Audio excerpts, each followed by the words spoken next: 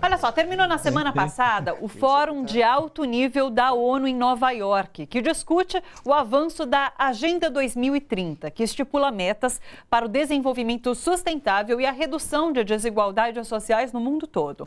Essa foi a 4ª edição do Fórum e, apesar do Brasil ter participado ativamente da criação dessa agenda em 2015, esse ano o governo decidiu não participar do evento da ONU.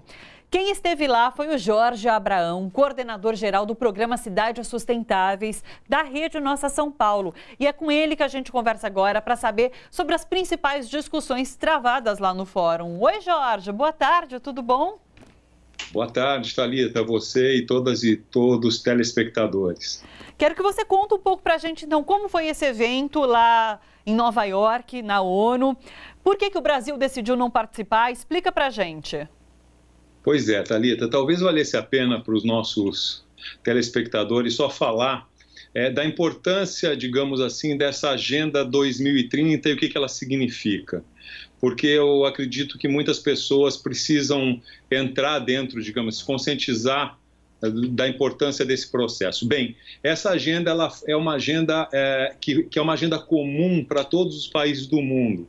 A ONU ela trabalhou muito essa agenda durante muitos anos e depois da Rio+20, em 2012, isso teve um processo de velocidade grande para o lançamento de uma agenda que valesse para todos os países do mundo.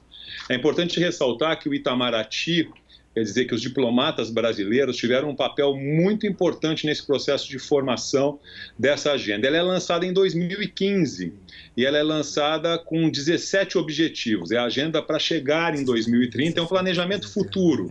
Como é que o mundo vai chegar em 2030, considerando que nós estamos com um modelo de desenvolvimento insustentável, que nós estamos de alguma forma aquecendo demais o planeta, que nós vamos chegar em 3, 4 graus Celsius, e isso gera problemas enormes de inundações, de secas, de tufões, o que for, que nós estamos com problemas sociais muito grandes, existem 68 milhões de pessoas, por exemplo, vagando pelo planeta por conta de problemas sociais, climáticos, políticos, e que nós temos que, portanto, que entregar soluções. Essa agenda, portanto, vem como algo para inspirar os países a avançarem na direção do desenvolvimento sustentável.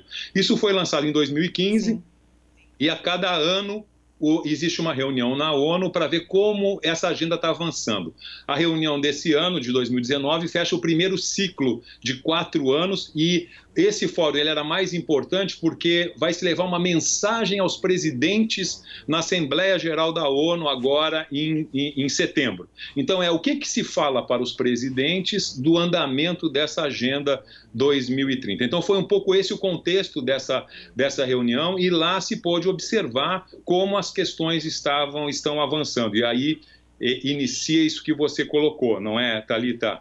E eu fecho só essa primeira intervenção dizendo assim, de uma maneira geral, a agenda avança, mas numa velocidade muito menor do que é necessária e numa escala muito menor do que é esse desafio. Do jeito que ela está andando atualmente, nós não conseguiremos, na verdade, avançar e chegar em 2030 com essas metas, porque as metas são muito interessantes. Por exemplo, nós temos que acabar com a pobreza até 2030. Nós temos que não permitir que o planeta aqueça 2 graus Celsius. Nós temos que reduzir as desigualdades à metade. Nós temos que dar educação de qualidade para todas as pessoas do planeta. Então, são metas ambiciosas. É como se fosse assim, temos que fazer em 12 anos o que nós não fizemos em 10 mil. Porque esses problemas, eles permanecem, eles vêm avançando desde que nós estamos, digamos, reunidos em cidades, não é? Mas é uma meta inspiradora e eu acho que é muito importante, as cidades têm uma oportunidade muito grande para avançar nessa direção. Sim. Eu acho preocupante nesse momento, de fato, porque por conta desse governo mesmo, porque você falou sobre essa meta do aumento de graus, né, que não pode aumentar 2 graus, mas a gente tem um governo que não acredita em aquecimento global, por exemplo. Eu sei que teve um ponto que foi discutido, inclusive, que é em relação à valorização dos professores. Eu ouvi você falando, inclusive, sobre essa questão, que se falou muito sobre a necessidade de valorizar a profissão do professor, o trabalho do professor. E daí que a gente também tem uma pasta da educação totalmente confusa, apresentando um projeto bastante discutível. Então, assim, são metas difíceis e ainda mais nesse momento, né? Olha, eu acho mesmo que, digamos assim, como eu disse, essas metas são inspiradoras para todos nós, né? A educação, como você disse, Thalita, só para dar uns dados aqui para os nossos telespectadores, mas é assim, a valorização dos professores é a chave nesse processo. Quer dizer, se nós não tivermos o grupo de professores valorizado, nós não vamos resolver a educação no nosso país. Esse é um dos pontos importantíssimos que a gente tem para avançar. E lá se dava o seguinte exemplo. Olha, nos países do norte da África, por exemplo, e o Marrocos foi citado, os professores ganham $50 por mês. Em muitos países do norte da África isso acontece também. Isso daria coisa o quê? De R$190 hoje, R$190 aqui no Brasil? Em torno disso. Eles não são valorizados. A gente não consegue fazer com que nesses países a educação avance. Mas tem um exemplo de um país desenvolvido, muito desenvolvido, que é a Inglaterra, por exemplo. Na Inglaterra, foi citado que 50% dos docentes, dos professores, estão pensando em abandonar a carreira, pela falta de valorização exatamente disso. E quando a gente aterriza no nosso país, a gente percebe que isso que é uma prioridade de uma agenda global não está acontecendo do ponto de vista de políticas federais indutoras desse processo. Então, eu acho que isso aqui é uma coisa realmente fundamental para a gente avançar, se a gente quiser ter, digamos assim, um desenvolvimento sustentável dentro do nosso país. E a questão do clima que você cita, quando a gente está tendo um aumento muito grande do problema do desmatamento, que no caso do Brasil é responsável por quase 70% das emissões de CO2, quer dizer, aumentar o desmatamento significa efetivamente aumentar as emissões nossas na maior proporção que existe. Então, enfrentamento dessa questão também é chave para poder avançar.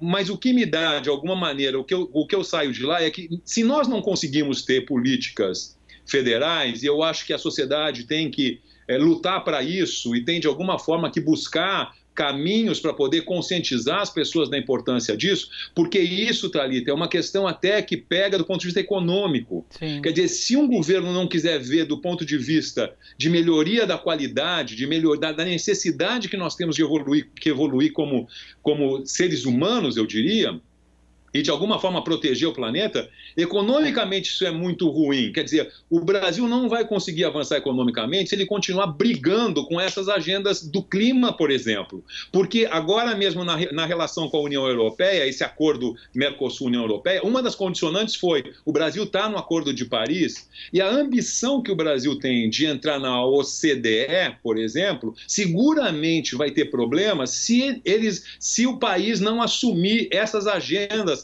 ambientais e sociais, porque hoje em dia existem essas condicionantes. Então eu diria assim, se não é porque você acredita nessa agenda, até do ponto de vista econômico, porque aí existe uma pauta comum de crescimento, etc., você tem que avançar considerando esses temas. Daí a importância desses processos. E eu acho, viu, Thalita, que as cidades, elas são fundamentais nesse processo. Então, o que nós temos feito muito aqui no programa Cidades Sustentáveis também está discutindo o papel do protagonismo das cidades. Então, muitos prefeitos lá em Nova York assinaram um relatório municipal voluntário, porque os países tinham que levar o seu relatório nacional voluntário.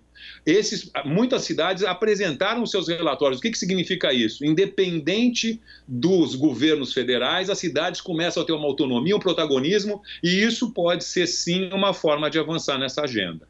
Olha só, você que curte a TVT e quer contribuir com a gente para que a nossa programação chegue cada vez mais longe, se inscreva no nosso canal do YouTube /Rede TVT e torne-se membro.